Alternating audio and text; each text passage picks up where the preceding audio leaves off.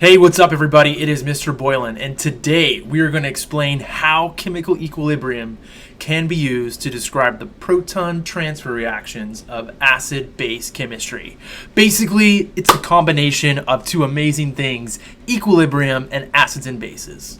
As always, let's break it down a little bit. First thing we are going to do is describe a titration setup and explain why acid-base titrations are performed. 2, we're going to define the equivalence point and endpoint as they apply to titrations. And then 3, we're going to explain the purpose of an indicator and determine the correct indicator for an acid-base titration. Now, essentially, all things in this video are about dropping the bass.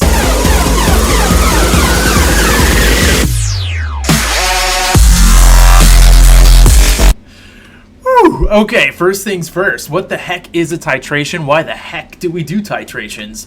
In an acid-base titration, we take a base of an unknown concentration and we react it with an acid solution of known concentration, or vice versa. We don't know the acid and we do know the base. We then take the known solution and we slowly add it to the unknown one while we monitor the pH.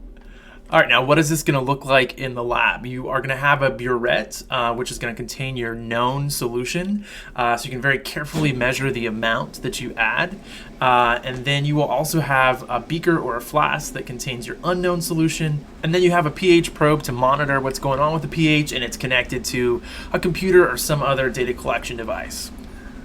Now, again, as you think about your titration setup, the burette is going to contain your titrant. It's going to be the thing that you precisely know the concentration for, and then your analyte is going to be the thing that we do not know the concentration for. And then again, we're going to sort of monitor the pH as we add our known concentration into the unknown and observe what happens.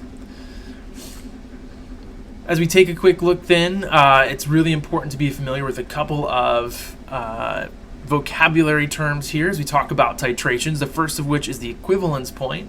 And this is the point in the titration when the number of moles of your base is stoichiometrically equal to the number of moles of acid. This is when the titration is essentially complete and we can figure out what the concentration of the unknown is.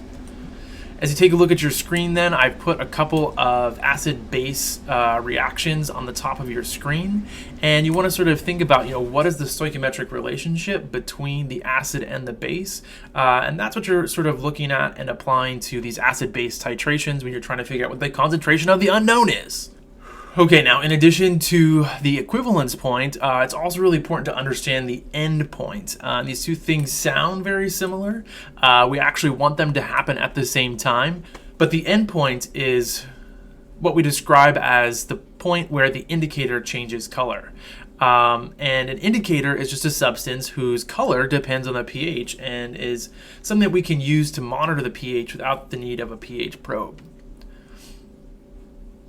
So as you think about indicators, there are a lot of them. The selection of an indicator is really important, and your goal is to choose an indicator that has an endpoint.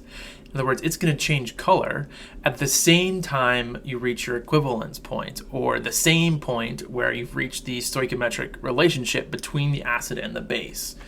As you take a look at your screen, again, there are lots and lots of acid-base indicators, some of them more commonly used than others. We're going to use bromthymol blue a lot. We'll use a lot of phenolphthalein, but there's a lot of crazy acid-base indicators, but their goal is all the same, is simply to change color at a specific pH, and depending on the type of acid-base titration you do will determine the type of indicator that you want to use.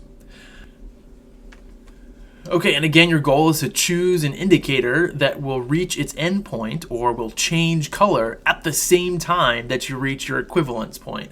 At the same time, you've reached the stoichiometric relationship between your acid and your base. And so what I really like about the picture on your screen right now is you start with this titration and you're shown that you only have 5 hydrogen ions in your acid solution at the beginning of the titration. And then you start dropping in the base. And as you continue to add your base, it reacts with the hydrogen ions that are in solution until all of the hydrogen ions have been neutralized by the specific amount of base that you've added. So in this example, we've reached the equivalence point. we've reacted all of the acid with the correct stoichiometric relationship of our base, and at the same time we have changed the color of our solution thanks to the presence of that indicator. Whew. Okay, and then lastly, we just got a great image here that's going to show you your titration curve, and it sort of picks different points to show what's going on with the color of your solution that contains the indicator. And your equivalence point, which is indicated right here, is where we see a change in our indicator from the colorless solution to that sort of light pink color. Whew, okay, and then lastly, just driving this point home, it's really, really important to choose an indicator that will change color, aka reach its endpoint at the same time you've reached your equivalence point. At the same time, when you've dropped enough base to completely neutralize all of the acid.